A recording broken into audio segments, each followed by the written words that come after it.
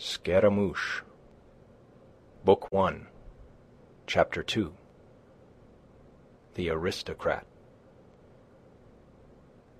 The sleepy village of Gavrillac, a half-league removed from the main road to Rennes, and therefore undisturbed by the world's traffic, lay in a curve of the river Meu, at the foot and straggling halfway up the slope of the shallow hill that was crowned by the squat manor.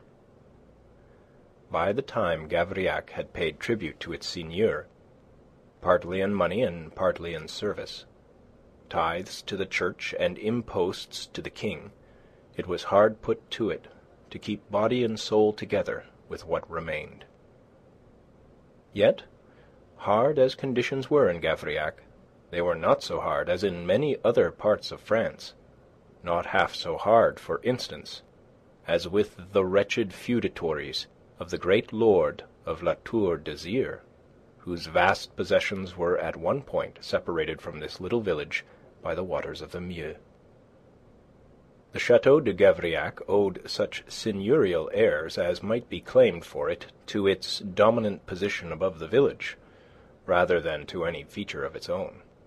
Built of granite, like all the rest of Gavrillac, though mellowed by some 3 centuries of existence, it was a squat, flat-fronted edifice of 2 stories, each lighted by 4 windows, with external wooden shutters, and flanked at either end by 2 square towers or pavilions, under extinguisher roofs. Standing well back in a garden, denuded now but very pleasant in summer, and immediately fronted by a fine sweep of balustraded terrace, it looked, what indeed it was, and always had been, the residence of unpretentious folk, who found more interest in husbandry than in adventure. Quintin de Kercadiou, Lord of Gavrillac, Seigneur de Gavrillac, was all the vague title that he bore, as his forefathers had borne before him, derived no man knew whence or how, confirmed the impression that his house conveyed. Rude as the granite itself, he had never sought the experience of courts, had not even taken service in the armies of his king. He left it to his younger brother, Etienne, to represent the family in those exalted spheres. His own interests from earlier years had been centred in his woods and pastures. He hunted, and he cultivated his acres, and superficially he appeared to be little better than any of his rustic métayers. He kept no state, or at least no state commensurate with his position or with the tastes of his niece, Aline de Kercadiou. Aline, having spent some 2 years in the court atmosphere of Versailles under the aegis of her uncle Etienne, had ideas very different from those of her uncle Quintin of what was befitting seigneurial dignity. But though this only child of a third Kercadiou had exercised, ever since she was left an orphan at the early age of 4, a tyrannical rule over the Lord of Gavrillac, who had been father and mother to her, she had never yet succeeded in beating down his stubbornness on that score. She did not yet despair, persistence being a dominant note in her character, although she had been assiduously and fruitlessly at work since her return from the great world of Versailles some 3 months ago. She was walking on the terrace when Andre Louis and M. de Vilmorin arrived. Her slight body was wrapped against the chill air in a white pelisse. Her head was encased in a close-fitting bonnet, edged with white fur. It was caught tight in a knot of pale blue ribbon under the right of her chin. On the left, a long ringlet of corn-coloured hair had been permitted to escape. The keen air had whipped so much of her cheeks as was presented to it, and seemed to have added sparkle to eyes that were of the darkest blue. Andre Louis and M. de Vilmorin had been known to her from childhood. The 3 had been playmates once, and Andre Louis, in view of his spiritual relationship with her uncle, she called her cousin. The cousinly relations had persisted between these 2 long after Philippe de Vilmorin had outgrown the earlier intimacy, and had become to her Monsieur de Vilmorin. She waved her hand to them in greeting as they advanced, and stood, an entrancing picture, and fully conscious of it, to await them at the end of the terrace nearest the short avenue by which they approached. "If you come to see Monsieur, my uncle, you come inopportunely, messieurs," she told them, a certain feverishness in her air.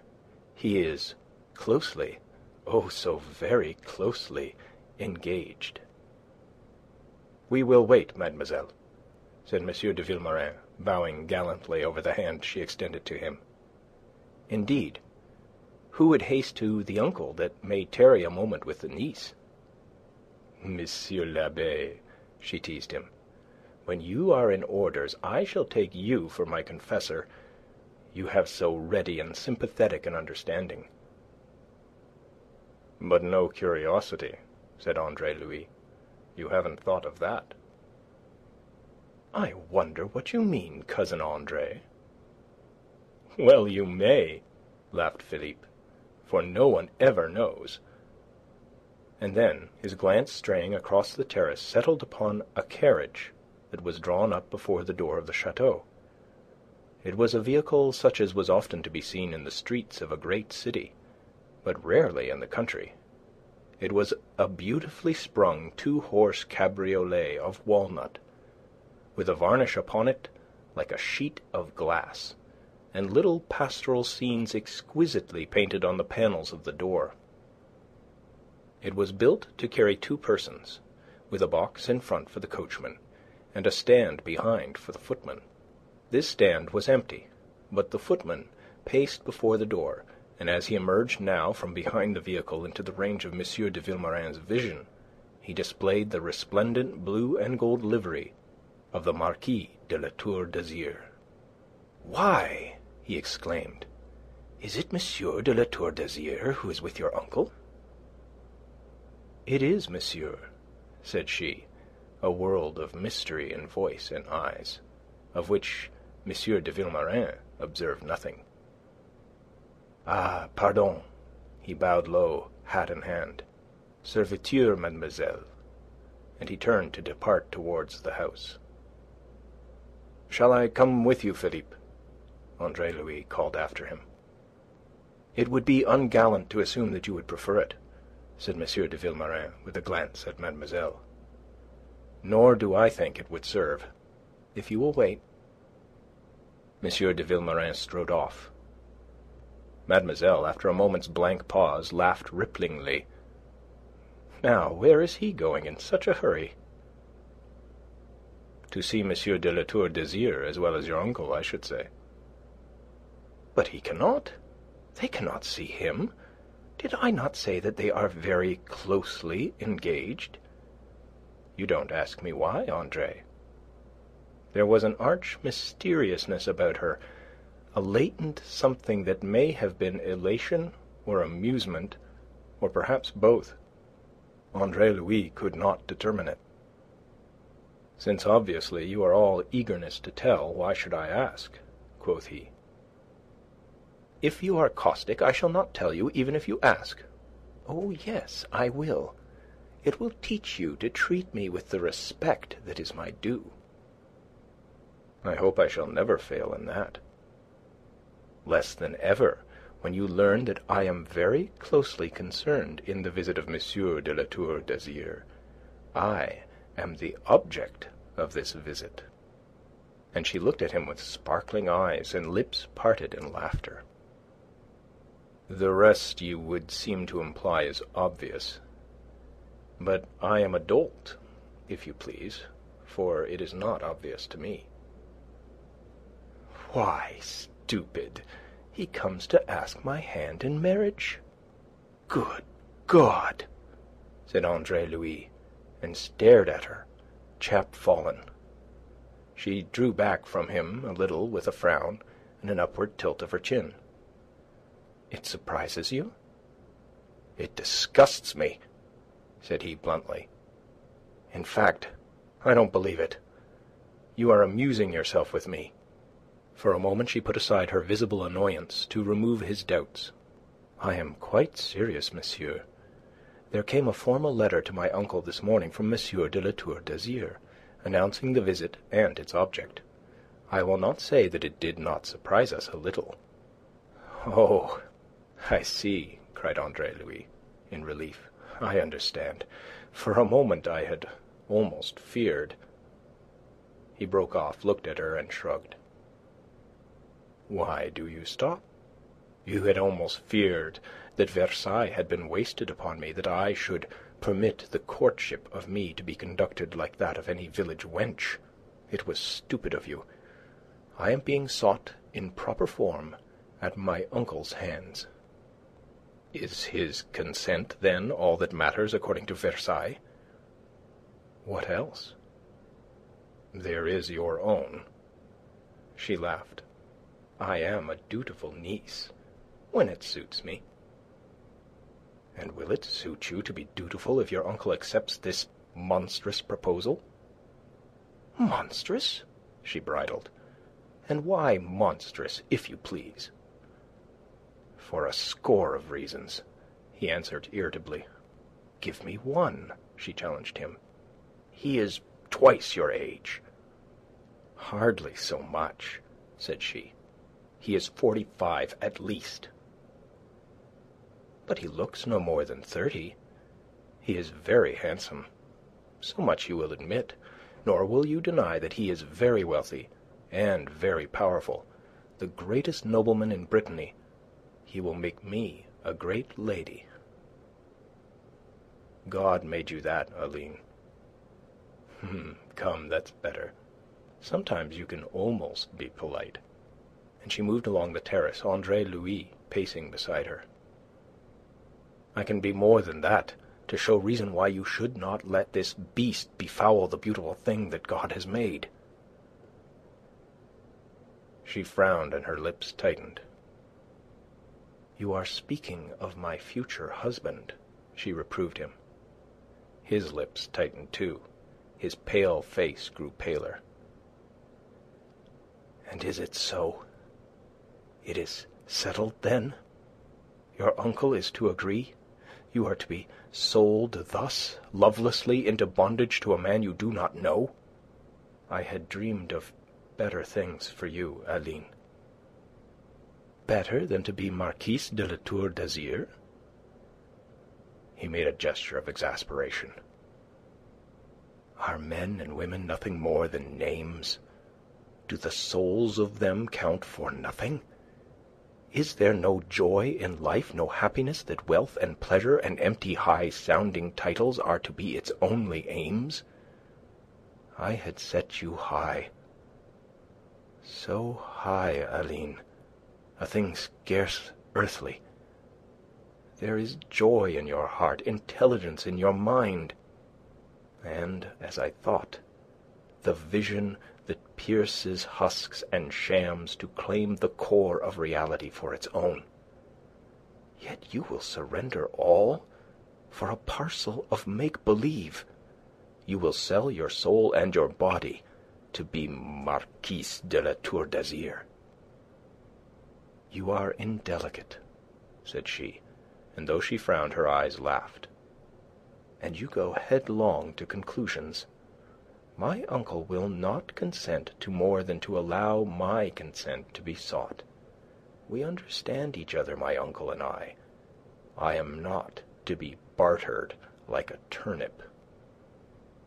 He stood still to face her, his eyes glowing, a flush creeping into his pale cheeks. "You have been torturing me to amuse yourself," he cried. "Ah, well, I will forgive you out of my relief." "Again you go too fast. Cousin Andre, I have permitted my uncle to consent that Monsieur le Marquis shall make his court to me. I like the look of the gentleman. I am flattered by his preference when I consider his eminence. It is an eminence that I may find it desirable to share. Monsieur le Marquis does not look as if he were a dullard. It should be interesting to be wooed by him. It may be more interesting still to marry him, and I think when all is considered, that I shall probably, very probably, decide to do so." He looked at her, looked at the sweet, challenging loveliness of that childlike face so tightly framed in the oval of white fur, and all the life seemed to go out of his own countenance. "God help you, Aline," he groaned. She stamped her foot. He was really very exasperating, and something presumptuous, too, she thought. "You are insolent, monsieur." "It is never insolent to pray, Aline, and I did no more than pray, as I shall continue to do. You'll need my prayers, I think." "You are insufferable." She was growing angry, as he saw by the deepening frown, the heightened color. "That is because I suffer. Oh, Aline, little cousin, think well of what you do. Think well of the realities you will be bartering for these shams, the realities that you will never know, because these cursed shams will block your way to them. When M. de La Tour d'Azyr comes to make his court, study him well, consult your fine instincts, leave your own noble nature free to judge this animal by its intuitions. Consider that I consider, monsieur, that you presume upon the kindness I have always shown you. You abuse the position of toleration in which you stand. Who are you? What are you, that you should have the insolence to take this tone with me?" He bowed. Instantly his cold detached self again, and resumed the mockery that was his natural habit. "My congratulations, mademoiselle, upon the readiness with which you begin to adapt yourself to the great role you are to play." "Do you adapt yourself also, monsieur?" she retorted angrily, and turned her shoulder to him. "To be as the dust beneath the haughty feet of Madame la Marquise. I hope I shall know my place in future." The phrase arrested her. She turned to him again, and he perceived that her eyes were shining now suspiciously. In an instant the mockery in him was quenched in contrition. "Lord, what a beast I am, Aline!" he cried as he advanced. "Forgive me if you can." Almost had she turned to sue forgiveness from him, but his contrition removed the need. "I'll try," said she, "provided that you undertake not to offend again." "But I shall," said he. "I am like that. I will fight to save you from yourself, if need be, whether you forgive me or not." They were standing so, confronting each other a little breathlessly, a little defiantly, when the others issued from the porch. First came the Marquis of La Tour d'Azyr, Count of Souls, Knight of the Orders of the Holy Ghost and St. Louis, and brigadier in the armies of the king. He was a tall, graceful man, upright and soldierly of carriage, with his head disdainfully set upon his shoulders. He was magnificently dressed in a full-skirted coat of mulberry velvet that was laced with gold. His waistcoat, of velvet too, was of a golden apricot colour. His breeches and stockings were of black silk, and his lacquered, red-heeled shoes were buckled in diamonds. His powdered hair was tied behind in a broad ribbon of watered silk. He carried a little three-cornered hat under his arm, and a gold-hilted, slender dress-sword hung at his side. Considering him now in complete detachment, observing the magnificence of him, the elegance of his movements, the great air, blending in so extraordinary a manner disdain and graciousness, Andre Louis trembled for Aline. Here was a practised, irresistible wooer, whose bonne fortune were become a byword, a man who had hitherto been the despair of dowagers with marriageable daughters, and the desolation of husbands with attractive wives. He was immediately followed by M. de Kercadiou, in completest contrast. On legs of the shortest, the Lord of Gavrillac carried a body that at 45 was beginning to incline to corpulence, and an enormous head containing an indifferent allotment of intelligence. His countenance was pink and blotchy, liberally branded by the smallpox which had almost extinguished him in youth. In dress he was careless to the point of untidiness, and to this and to the fact that he had never married, disregarding the first duty of a gentleman to provide himself with an heir, he owed the character of a misogynist, attributed to him by the countryside. After M. de Kercadiou came M. de Vilmorin, very pale and self-contained, with tight lips and an overcast brow. To meet them there stepped from the carriage a very elegant young gentleman, the Chevalier de Chabrillane, M. de La Tour d'Azyr's cousin, who, whilst awaiting his return, had watched with considerable interest, his own presence unsuspected, the perambulations of Andre Louis and Mademoiselle. Perceiving Aline, M. de La Tour d'Azyr detached himself from the others, and lengthening his stride, came straight across the terrace to her. To Andre Louis the Marquis inclined his head with that mixture of courtliness and condescension which he used. Socially, the young lawyer stood in a curious position.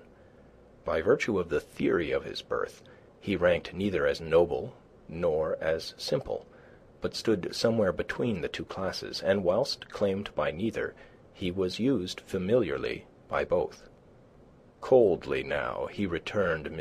de La Tour d'Azyr's greeting, and discreetly removed himself to go and join his friend. The Marquis took the hand that Mademoiselle extended to him, and bowing over it, bore it to his lips.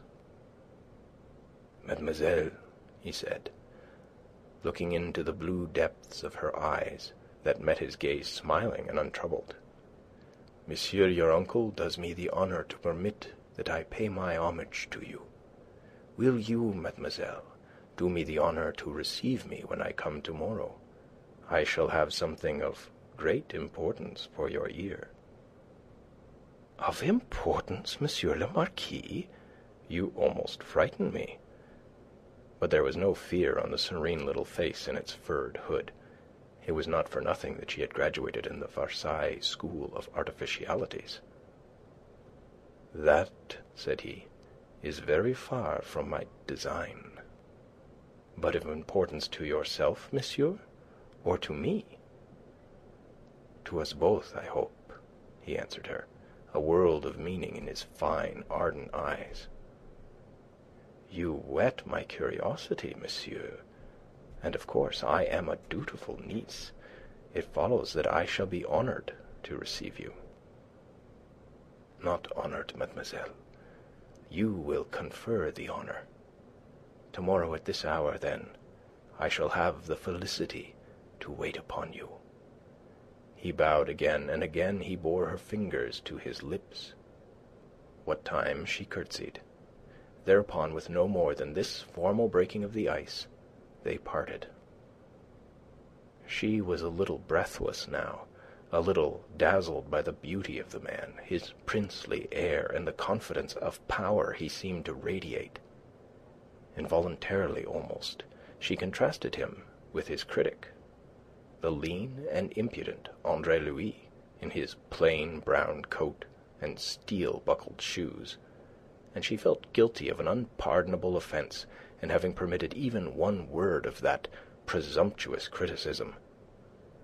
Tomorrow, Monsieur le Marquis would come to offer her a great position, a great rank, and already she had derogated from the increase of dignity accruing to her from his very intention to translate her to so great an eminence. Not again would she suffer it. Not again would she be so weak and childish as to permit Andre Louis to utter his ribald comments upon a man by comparison with whom he was no better than a lackey. Thus argued vanity and ambition with her better self, and to her vast annoyance, her better self would not admit entire conviction. Meanwhile, M. de La Tour d'Azyr was climbing into his carriage. He had spoken a word of farewell to M. de Kercadiou, and he had also had a word for M. de Vilmorin, in reply to which M. de Vilmorin had bowed in assenting silence. The carriage rolled away, the powdered footman in blue and gold very stiff behind it, M. de La Tour d'Azyr bowing to Mademoiselle, who waved to him in answer. Then M. de Vilmorin put his arm through that of Andre Louis, and said to him, "Come, Andre." "But you'll stay to dine, both of you," cried the hospitable lord of Gavrillac. "We'll drink a certain toast," he added, winking an eye that strayed towards Mademoiselle, who was approaching. He had no subtleties, good soul that he was. M. de Vilmorin deplored an appointment that prevented him doing himself the honour. He was very stiff and formal. "And you, Andre?" "I? Oh, I share the appointment, godfather," he lied. "And I have a superstition against toasts." He had no wish to remain. He was angry with Aline for her smiling reception of M. de La Tour d'Azyr, and the sordid bargain he saw her set on making. He was suffering from the loss of an illusion. End of chapter 2.